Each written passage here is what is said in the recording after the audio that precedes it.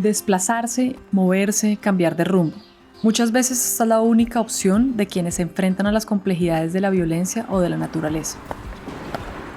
Eventos extremos repentinos como huracanes, inundaciones e incendios forestales generan daños catastróficos y obligan a las personas a salir de sus hogares para salvar sus vidas e incluso en muchos casos de sus territorios para nunca más regresar. Por otro lado, existen otros eventos que ocurren de forma más lenta, como el aumento del nivel del mar, que se da de manera progresiva, pero que eventualmente se traduce en complejas movilizaciones humanas. Según el Informe Mundial sobre Desplazamiento Interno, que realiza el Observatorio de Desplazamiento Interno, el 2019 registró un total de 33.4 millones de desplazamientos en el mundo. Algo así como si el equivalente a toda la población de Perú tuviera que moverse. De esta cifra, el 71% fue a causa de desastres relacionados con el clima, un dato que dice mucho sobre lo que podría pasar a futuro.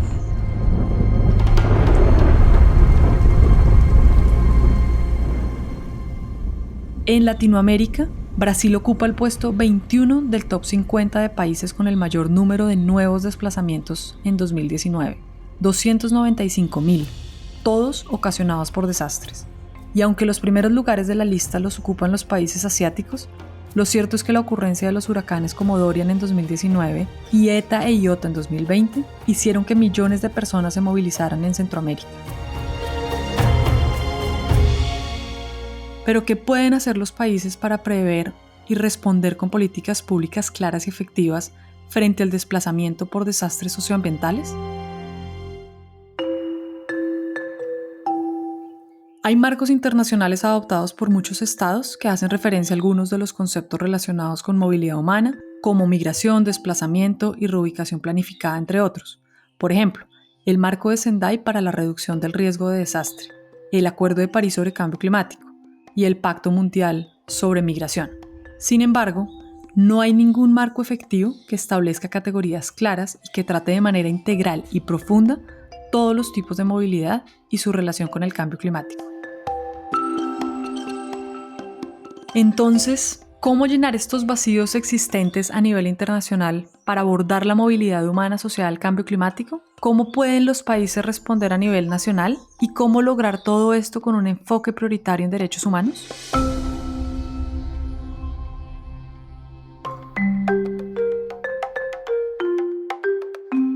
Aquí comienza Brújula Sonora Podcast, aguja magnética para tiempos de cambio. Entrevistas e historias de América Latina para entender conexiones entre ambiente, economía y clima, analizar el panorama mundial y compartir soluciones innovadoras que nos muestren la ruta a otras posibilidades. Brújula Sonora Podcast, una iniciativa de Transforma con la postproducción de Acorde Podcast.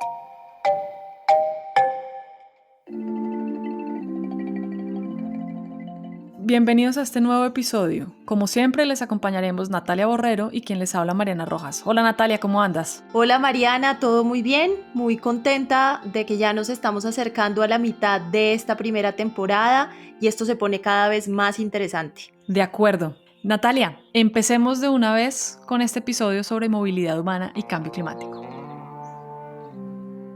Mi nombre es Vicente Ancelini, yo trabajo actualmente para el Observatorio de Desplazamiento Interno, que es una ONG basada en Ginebra y que tiene como mandato recolectar todos los datos y la evidencia y presentar el análisis en torno al tema del desplazamiento interno forzado a nivel global, tanto por conflicto como por desastres y proyectos de desarrollo. Mi pasión por esta temática la desarrollé ya desde hace 10 años, cuando justamente en Colombia hubo un periodo de inundaciones muy importante como consecuencia de la Niña, y en particular me llamó la atención el desastre de Gramalote en norte de Santander. Hola Vicente, muchas gracias por acompañarnos en Brújula Sonora Podcast, bienvenido. Hola, muchísimas gracias, encantado de estar aquí. Vicente, pues arranquemos con esta entrevista de un tema muy importante pero muy complejo de entender aún, y es todo lo que tiene que ver con desplazamiento, migración, movilización humana causada por temas climáticos, ambientales, desastres naturales. Creo que En el mundo hemos visto, hemos ido entendiendo un poco el fenómeno más asociado a violencia o a razones políticas, pero pues estamos viendo que cada vez son más las personas que se desplazan por temas relacionados con clima y con desastres.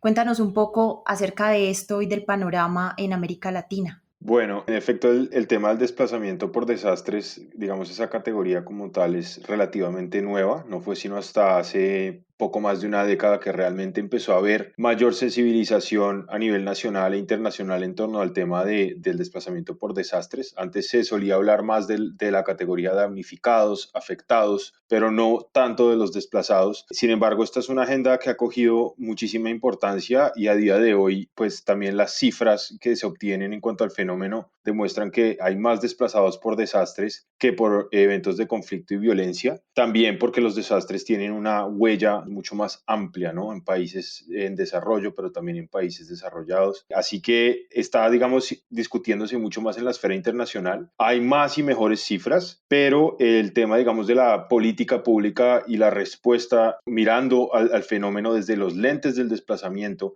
sigue siendo, digamos, hay mucho trabajo más por hacer en este sentido. Es un fenómeno que, digamos, ha sido difícil de categorizar y digamos, la agenda climática ha empujado en muy buena medida a que haya más, mejores datos, más evidencia, más análisis también cualitativo en cuanto a este fenómeno. Vicente, este tema que estamos hablando hoy tiene diferentes categorías o se oye hablar de diferentes categorías como movilidad humana, migración, desplazamiento forzado o incluso oímos hablar de refugiados climáticos. Sabemos que no hay un marco internacional que apropie estos conceptos, entonces ayúdanos a entender mejor y a definir cuál es la diferencia entre estas categorías. Yo pienso que lo que está haciendo este tema particularmente complejo es que hay distintas formas de movimiento, de movilidad humana en este caso, ¿no? Entonces es importante diferenciar entre los desplazados internos, los refugiados y los migrantes. Y es ahí donde muchas veces también en los medios, etcétera, se suele haber mucha confusión con respecto a estos temas. Y esto es muy importante para, digamos, la legislación y la creación de política pública. Entonces, empezando por los desplazados internos, estos, pues, por supuesto, son personas que se ven forzadas a moverse por un evento de conflicto y violencia, un desastre, proyectos de desarrollo, violaciones de derechos humanos. En este caso, obviamente son desplazados internos porque no cruzan las fronteras nacionales y en ese sentido, por más que haya, digamos, marcos que no son vinculantes, a nivel internacional como los principios rectores sobre el desplazamiento interno. Esos fueron unos principios creados en 1998. Depende mucho más de la política pública, de la política a nivel nacional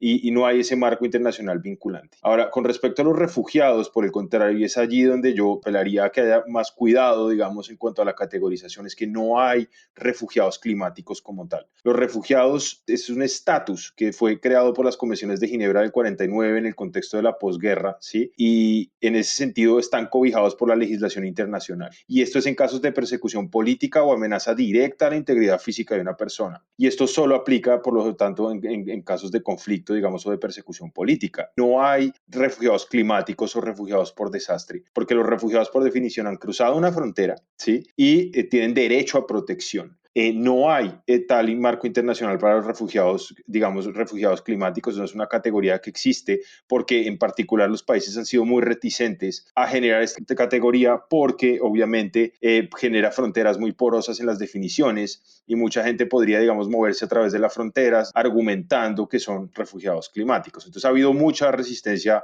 por parte de los Estados miembros de Naciones Unidas en particular de generar marcos vinculantes internacionales. Y finalmente están los migrantes, que los migrantes es una categoría mucho más amplia y se refiere a todo tipo de personas que migran de manera voluntaria, sea, digamos, empujadas por la falta de oportunidad en sus áreas de origen o por las oportunidades que pueden ofrecer las áreas de destino. ¿Sí?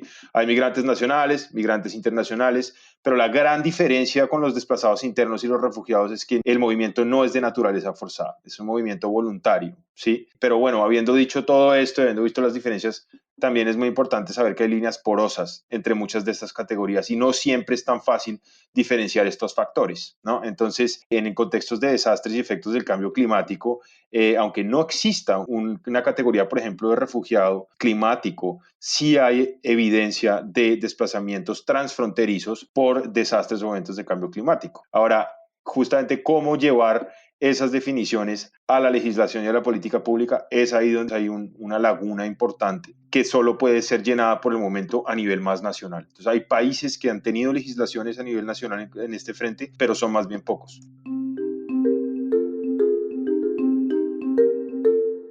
Vicente, hablemos un poquito de quiénes son las personas que se desplazan, quiénes son los más afectados por estos desastres naturales o desastres ocasionados por el cambio climático. Pues eso depende mucho del contexto en el que tenga lugar un desastre, ¿no? Por ejemplo, hay evidencia de desplazados en Estados Unidos como consecuencia de huracanes, por ejemplo, pero también un mismo huracán puede afectar a las costas de Mozambique, ¿sí? O a las costas del Caribe o de Centroamérica, y las implicaciones son extremadamente distintas. Entonces, digamos que más que el movimiento o el hecho de desplazarse, lo que realmente importa es lo que está detrás de eso, las condiciones y la duración del desplazamiento. Y si miramos a eso, más allá de la cifra, ¿sí? Lo que estamos viendo es que obviamente las cifras no son tan buenas en cuanto a la desagregación por género, por destino, geolocalización, etcétera, edades, etcétera, pero la evidencia sí muestra que las comunidades más pobres y más vulnerables se ven más afectadas por el desplazamiento. En ese sentido, suelen tener más vulnerabilidades asociadas a ese desplazamiento, es decir, la pérdida de vivienda, la pérdida, por ejemplo, de documentación, la pérdida de modos de vida, ¿no? Y todo esto tiene una incidencia muy importante en la duración del desplazamiento. Entonces, hay registros, por ejemplo, de personas desplazadas en Haití por el terremoto de Haití, o que también han sido desplazadas por segunda vez por huracanes o tormentas o inundaciones, ¿sí? Que están en una situación de desplazamiento prolongado por 10 años. Entonces, en ese sentido, hay una diferencia muy importante de contexto en contexto. También hay diferencias importantes en el desplazamiento cuando tiene lugar en zonas rurales que en zonas urbanas, pero de manera general, los desplazados internos, digamos, son una de las capas más vulnerables de la población, y pues sí, tienen, o sea, su protección y la respuesta que hay depende muchísimo de cuáles sean las operaciones y la legislación a nivel nacional. Este último punto que tú tocas es muy importante.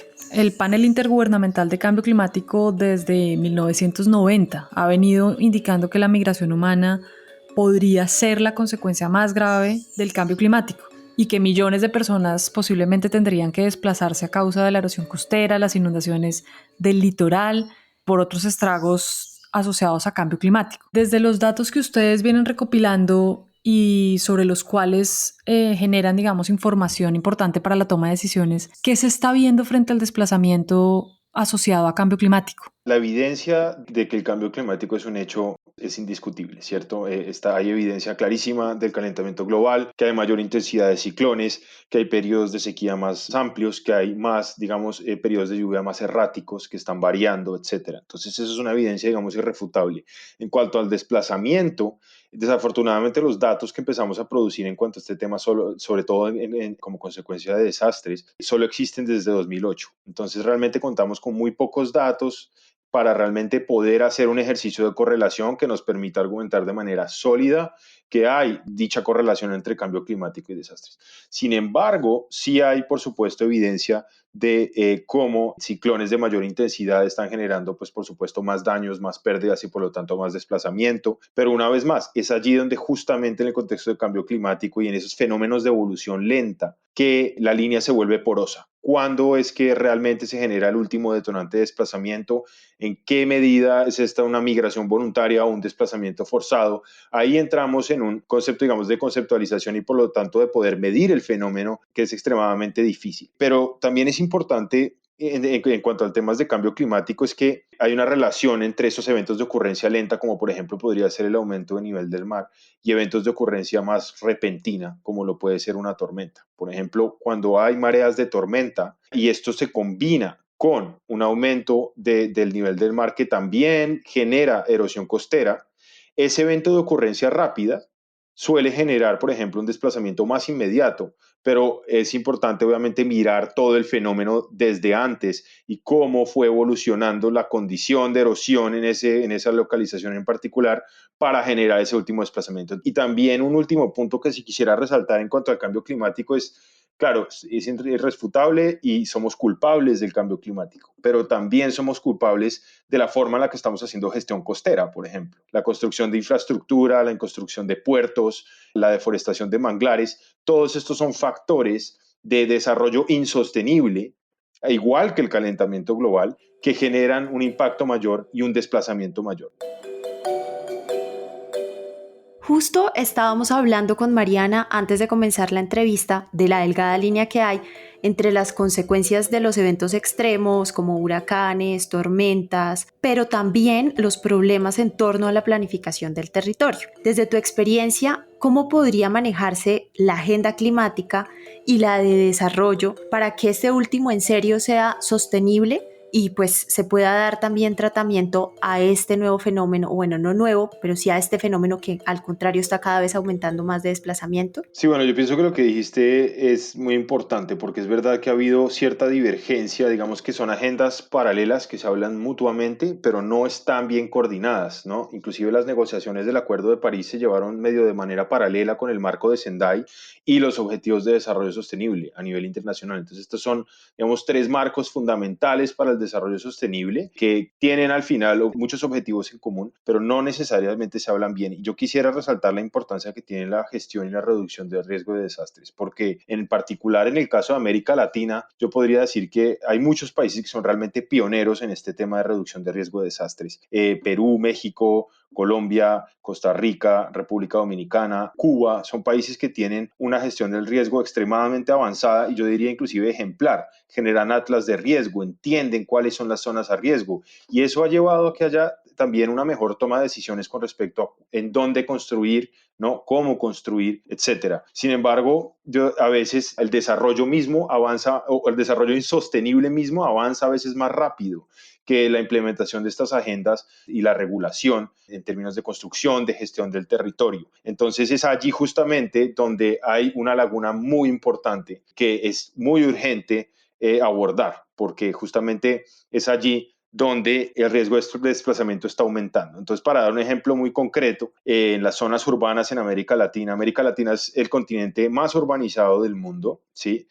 Muchos de estos países tienen una urbanización informal, ¿sí? Que no solo informal en términos de construcción informal, que es fundamental a la hora de generar el riesgo, pero también en la que las personas viven de economías informales. Entonces, cuando se materializa este riesgo en la forma de un desastre y de consecuente desplazamiento, ahí es donde la cadena de vulnerabilidad es mucho mayor. Entonces yo pienso que lo que es más importante y que sigue siendo un problema considerable a la hora de generar política pública coherente al respecto es que no se está mirando al desplazamiento como un factor muy importante que frena el desarrollo sostenible.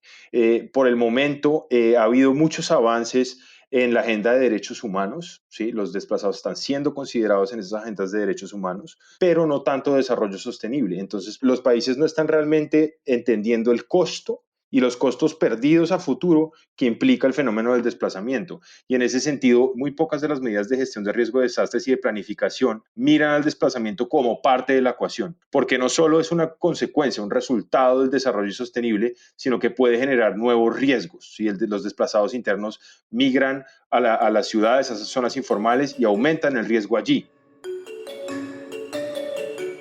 Tú mencionas como ese vacío que existe todavía entre un marco que viene mucho más avanzado, que es el marco de Sendai, pues digamos que la gestión del riesgo de desastres, y cambio climático, que digamos que ahorita lo podemos enmarcar específicamente en el Acuerdo de París, y por supuesto otras agendas como la Agenda 2030 y todo lo relacionado con desarrollo. ¿Cuáles crees tú que son como esas medidas que deberían adoptarse a un nivel internacional en términos de política internacional para que los gobiernos tengan una mejor respuesta, no solo en términos de cómo se vinculan estas agendas, sino en términos de realmente poder tomar medidas sobre el desplazamiento que se está dando y que se va a dar a futuro por cambio climático? Siempre dicen que, bueno, que viene primero si la evidencia o la incidencia en política pública, eso es como el huevo y la gallina. Francamente, yo pienso que ahí no hay huevo y gallina. Es muy sencillo. Uno tiene que tener datos para poder tomar decisiones. Si uno no tiene datos, no puede y no está informado sobre las realidades, no va a poder realmente entender la escala y la profundidad de un problema de desarrollo cualquiera que sea, ¿no? Y en el caso del desplazamiento hay muy pocos datos y sin embargo hay oportunidad de tenerlos. El marco de Sendai, por ejemplo, tiene unos indicadores muy concretos. Desafortunadamente ahí hubo una oportunidad perdida de incluir desplazamiento por desastres como un indicador. Sin embargo, por ejemplo, en el marco de Sendai apela a que los países hagan mejor monitoreo de las casas, de las viviendas destruidas. Pero también el marco de Sendai invita a los países a tener sus propias métricas y esas métricas a nivel internacional ya existen. Ya sabemos qué es lo que se necesita medir y cómo tiene que medirse para realmente capturar este fenómeno. Entonces, pienso que un primer paso fundamental para hacer converger a todas estas agendas es coger una que sea la más sólida y la más directa, que en este caso yo pienso que es el marco de Sendai, ¿sí? Y realmente implementarlo a nivel nacional, invitando a los países a que tengan métricas del desplazamiento. ¿Cuántas personas se han desplazado antes, durante o después de los desastres? ¿Cuánto llevan desplazadas? ¿A dónde fueron? Etcétera. Todas estas métricas existen y le estamos haciendo a nivel internacional monitoreo de eso, pero los países no se han apropiado de esas, digamos, estadísticas. Y en ese sentido, pues, tiene una incidencia directa en que no se tomen medidas ni que haya desarrollo de política pública para hacerle frente al fenómeno del desplazamiento. Pero yo argumentaría, hay una oportunidad y lo que hay que hacer es obtener datos, cifras para la toma de decisiones.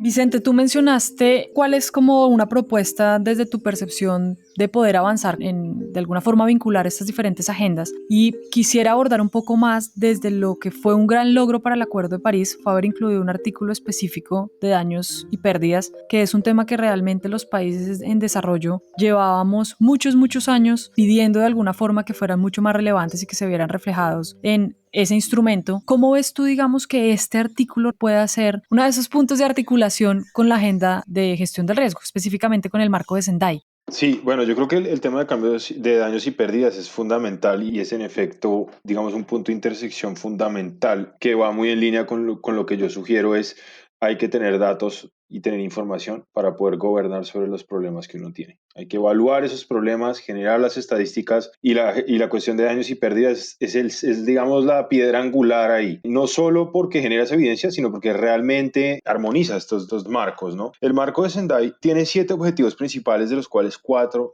hacen referencia a evaluación de daños y pérdidas. Entonces, básicamente, más de la mitad del marco de Sendai es sobre evaluar el impacto de los desastres y en ese sentido los desastres también entendidos como la materialización de los efectos del cambio climático y el desarrollo insostenible. Entonces hay una manera muy lógica de, digamos, casar ese marco con el Acuerdo de París y ese artículo en particular sobre daños y pérdidas. A mí se me hace que simplemente lo que hay que hacer es trabajar más en la acción, es decir, en la capacitación a nivel nacional para generar esas bases de datos. Y América Latina, aunque no lo parezca, o no se crea, o no se perciba así, es un continente extremadamente avanzado en esa área. De México a Argentina, no todos los países, pero muchos países tienen realmente muy buenos sistemas de estadísticas y de generación de datos sobre daños y pérdidas por desastres. Pero justamente es importante que el marco de Sendai y esas métricas que tiene, ¿sí?, sean las que se utilicen y se implementen a nivel internacional en todos los países y que se les haga un seguimiento más concreto. Pero sí, una vez más, ha habido progresos y hay países con excelentes datos sobre daños y pérdidas. Simplemente es que muchos de esos datos no están siendo entendidos desde la perspectiva del desplazamiento forzado. Y es ahí donde está el problema, pero también la solución. Bueno, esto que tú hablas, Vicente, pues nos lleva a presentar nuestra historia de este episodio, que nos vamos a Brasil a ver cómo uno de estos eventos de ocurrencia lenta generó un desplazamiento muy cerca a Sao Paulo.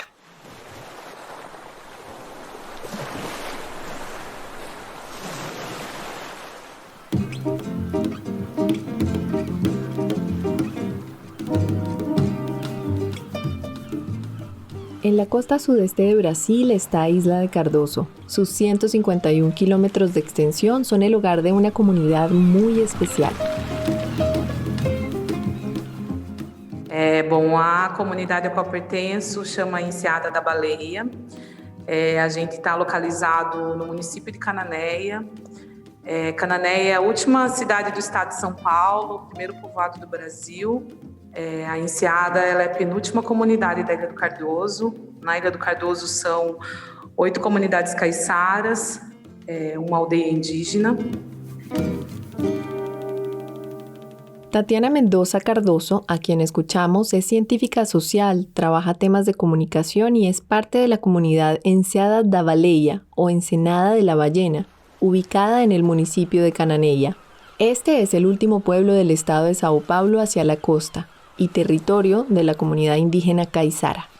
Han vivido históricamente de la pesca artesanal y antes de 1962 también había algo de agricultura, pero ese año fue prohibida.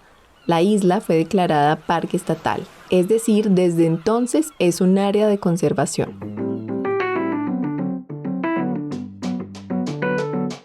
Ese tema de la comunidad de la Isla del Cardoso es muy interesante y muy complejo porque están ubicadas en una unidad de protección integral, donde muchas veces no puede haber una ocupación, pero las comunidades están ahí antes de la creación de esta unidad, de esta área de protección, de ese parque estadual. Entonces, es muy interesante el caso porque hay una confluencia de eventos. Me llamo Erika Pires Ramos, soy brasileña, soy abogada e investigadora. Soy fundadora de la Red Sudamericana para las Migraciones Ambientales. Lo que me apasiona son las personas mismas. Son los migrantes que son el centro de nuestro trabajo y lo que mueve nuestra red es la percepción desde las personas. Y es que no era para menos, buscaba proteger un territorio rodeado de mar y con una desembocadura o estuario con playas de lado y lado, manglares y otras riquezas naturales. Sin embargo, desde los años 60 hasta hoy, las cosas han ido cambiando. Meu avô fala que lá por volta mais ou menos de 1950, década de 60, ele começou a sentir que estava diminuindo a comunidade, principalmente na parte da frente, onde tem o estuário. Tal como lo comparte Tatiana, su abuelo por allá en los años 50 empezó a notar el cambio en la zona costera y la disminución de la parte del frente del estuario. Pero fue casi 6 décadas después, en 2018, cuando la fuerza del mar se hizo más evidente y quebró una franja de arena en Isla de Cardoso. La erosión costera, como una clara consecuencia del cambio climático y otras variables, pusieron en jaque a la comunidad de la Enseada. Una tragedia a simple vista. Pero no, por suerte, la historia fue otra gracias a la organización de esta comunidad caiçara.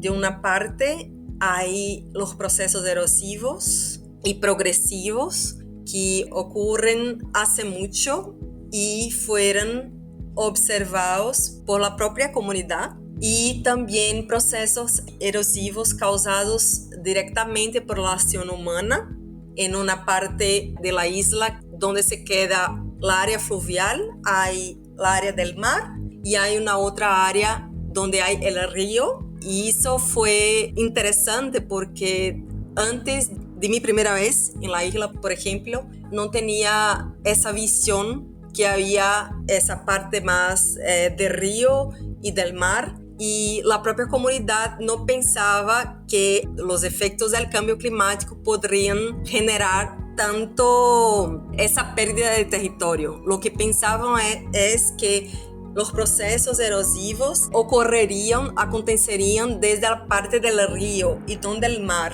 Y fue todo al revés.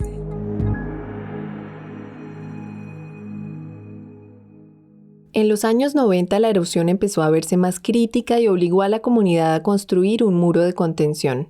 En 2008 la Fiscalía del Estado abrió una investigación al respecto y en 2013 la organización administradora del área protegida consolidó un grupo para monitorear el área. En estas reuniones la Defensoría Pública participó para garantizar la petición explícita de la comunidad por respetar el derecho a permanecer en la isla, pues todo indicaba que sería necesaria una reubicación. Empezando la década de 2010, el panorama cambió para la comunidad. Las tempestades fueron aumentando y entonces las mareas fueron siendo más altas y esa área que la gente consideraba segura ya no lo era. E aí, em outubro de 2016, com uma ressaca intensa que pegou todo o litoral, então, por conta disso, o Estado acionou a Defesa Civil para que as pessoas saíssem, porque a gente corria risco de vida.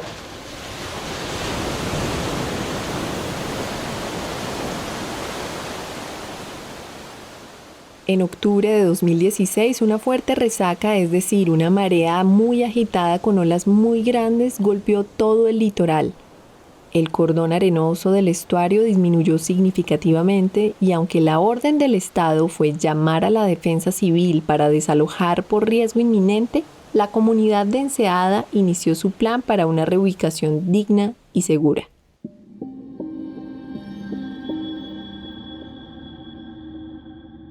El desplazamiento forzado es complejo, implica dejar pertenencias, paisajes y recuerdos de un territorio que para el caso de la gente de Enseada fue habitado por sus ancestros desde hace más de 175 años. Desplazarse con el apoyo del Estado tampoco es más sencillo, sobre todo cuando no hay daños evidentes. Y ese fue el caso particular de esta comunidad que se trasladó sin que hubiera una tragedia frente a los ojos. En Brasil, el criterio elegido para considerar una persona desplazada, aunque no tenemos un concepto muy igualito de desplazamiento, es el daño a vivienda. Y en los eventos de sequías, por ejemplo, muchas veces no hay daño a vivienda. Por ejemplo, es más fácil, es más visible los fenómenos de inicio súbito, como los huracanes, las inundaciones y todo eso.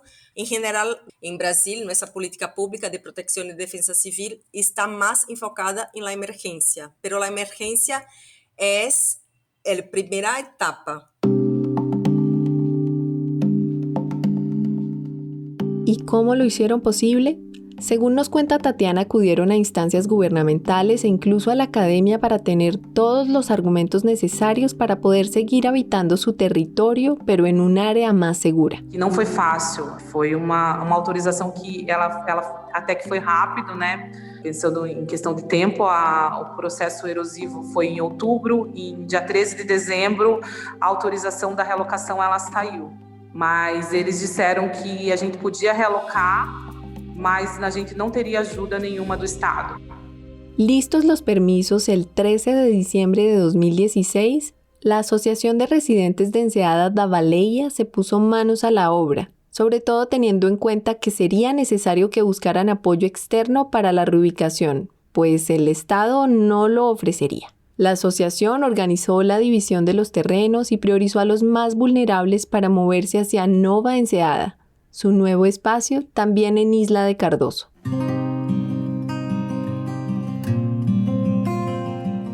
Para lograrlo también utilizaron un sistema de movilización colectiva que llaman multijoes, cuyo fundamento es la ayuda gratuita y mutua para alcanzar un objetivo común. Amigos, familiares de otras regiones e incluso turistas participaron en la construcción de Nova Enseada y el proceso de reubicación, en el que también contaron con el apoyo de redes comunitarias que permitieron la recaudación de fondos para cubrir todos los costos del desplazamiento de las 11 familias de Enseada. Y esta historia es singular no solo por la organización comunitaria y su efectividad en los hechos. El caso de Nueva Enseada es un caso muy emblemático y muy extremo por esa imposibilidad de regreso. Entonces, garantizar a esas personas poder permanecer en el territorio, aunque no sea el territorio original, pero permanecer en la isla con sus actividades tradicionales, culturales, con el sentido de comunidad, el sentido de unión de comunidad es súper importante, pero muy poco tiene se hablado sobre eso. Esa es mi percepción como investigadora. Como lo menciona Erika, el desplazamiento también puso el reto comunitario de repensar las actividades para la subsistencia y en este caso su lógica de buscar el bien común. Fue así como Tatiana, luego del fallecimiento de su abuelo, quien era el líder de la comunidad y al ver la tristeza de su abuela, pensó lo peor. que todo lo que allí sucedía acabaría y tendrían que emigrar a la ciudad. Entonces surgió el motivo para fortalecerse colectivamente con un grupo de 9 mujeres en torno al trabajo de confección manual. Recibieron capacitación, intercambios y todo esto cambió su perspectiva. De esta manera, la comunidad gestó un modelo basado en la economía social solidaria con perspectiva sostenible, que desde una mirada humana aprovecha las mejores habilidades de las personas para el trabajo colectivo, una formación que además trajo otros resultados. Esse processo todo acabou trazendo a atividade do peixe seco novamente para a comunidade, então dessa forma, né, em que todas trabalham juntas, unem as habilidades e dividem todo o benefício gerado. Também trouxemos um turismo de base comunitária, educacional, onde a gente trazia onde os alunos, a gente fazia uma recepção dos alunos da escola e contava todo esse processo, não só ambiental, mas o processo cultural y el proceso de gestión femenina. Tatiana habla no solo del regreso de una de sus actividades principales, la producción de pescado seco, sino también de la llegada del turismo de base comunitaria y educativo que combina lo ambiental, lo cultural y la gestión femenina. Es así como la fuerza del trabajo comunitario a partir de un inminente desplazamiento logró que la comunidad de Nova Enseada siga en pie a pesar de todo el complejo proceso que han atravesado en los últimos años.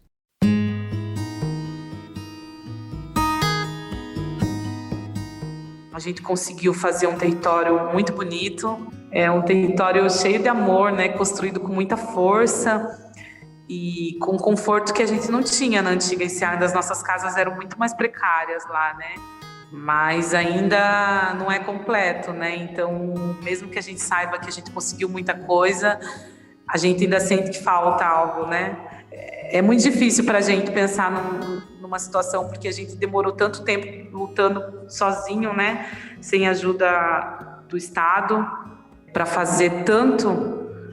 E a gente pensar que as pessoas destroem a natureza sem nem olhar os impactos que trazem as pessoas. Y es que tal como lo dice Tatiana, lograron un territorio hermoso, lleno de amor y construido con mucha fuerza, y guardan el consuelo de no haber experimentado en carne propia una situación mucho más compleja y precaria. En este momento, Isla de Cardoso se encuentra partida en dos y una tragedia fue evitada gracias al trabajo consciente de una comunidad que percibió los cambios y actuó en consecuencia para buscar otro espacio en el que pudieran preservar sus tradiciones, fortalecerse y resignificar su historia desde la resiliencia.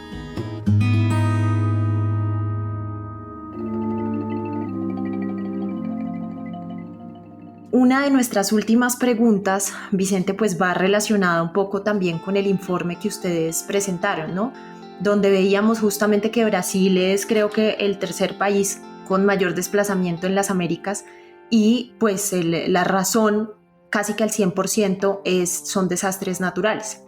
En este caso inundaciones e incluso hasta incendios, aunque no haya muchos datos relacionados puntualmente con, por ejemplo, lo que pudo haber pasado en la Amazonía por deforestación e incendios e indígenas, ¿no? Que ahí vuelve y juega como esta falta de información y la necesidad de generarla. Pero hablemos un poco también desde la óptica de derechos humanos. ¿Cómo trabajar también desde los gobiernos por articular a esta agenda de lo que ya hemos estado hablando todo el tiempo, la agenda climática, el Acuerdo de París, la gestión de riesgo y desastres desde el marco de Sendai, con también una mirada desde derechos humanos y desde esa parte social que también es fundamental porque, pues, como sabemos, el desplazamiento lo que genera también es mucha más pobreza, mucha más desigualdad y, por supuesto, problemas de seguridad?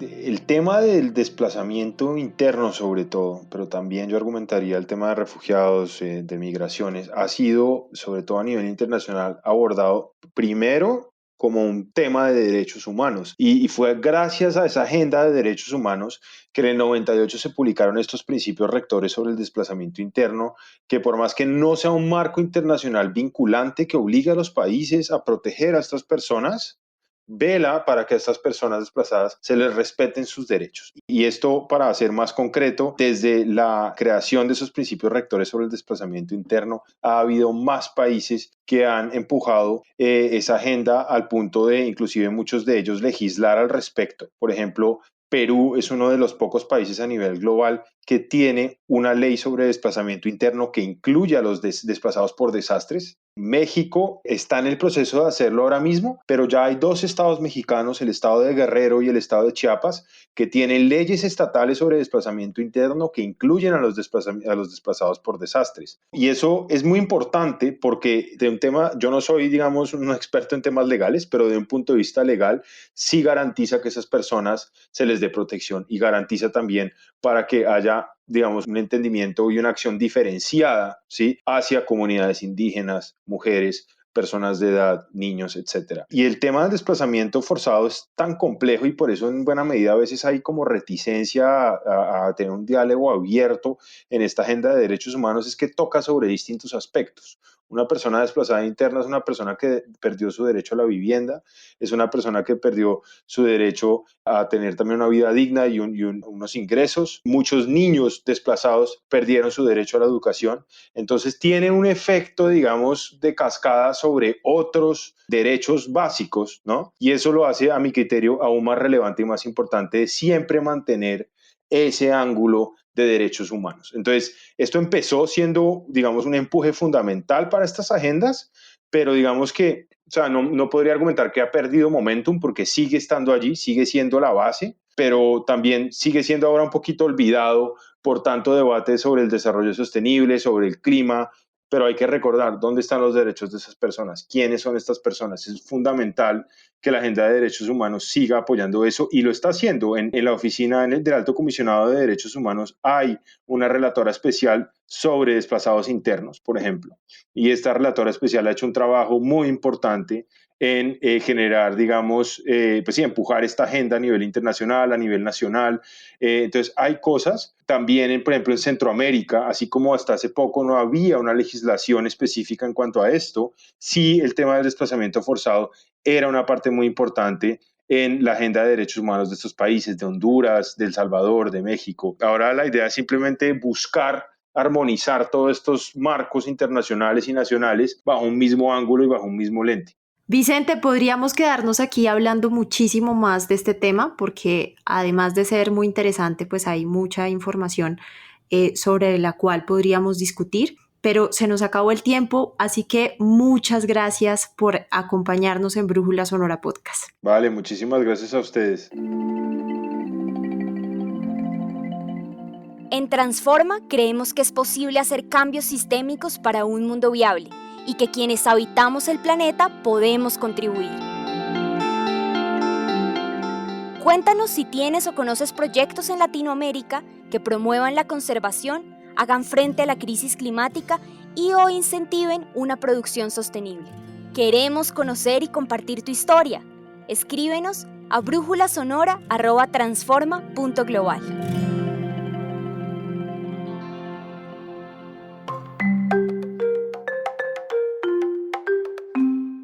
Bueno, Natalia, y hasta aquí llegamos con este episodio de Brújula Sonora Podcast. Sí, Mariana, y aprovechamos para darle las gracias a todas las personas que nos están oyendo y que nos acompañaron hasta este momento.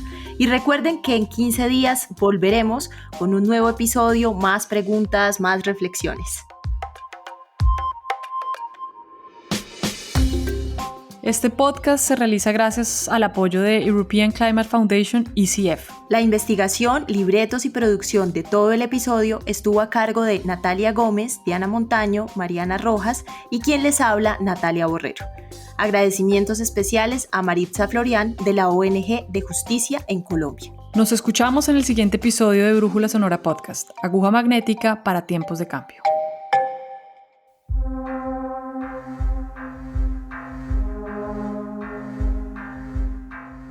Energía eólica, mareomotriz o paneles solares. ¿Son estas formas de generación de energía el único camino a una transición energética? ¿Qué otras acciones son necesarias para una transición justa, responsable y limpia? En el episodio 8 hablaremos del tema para abrir el panorama.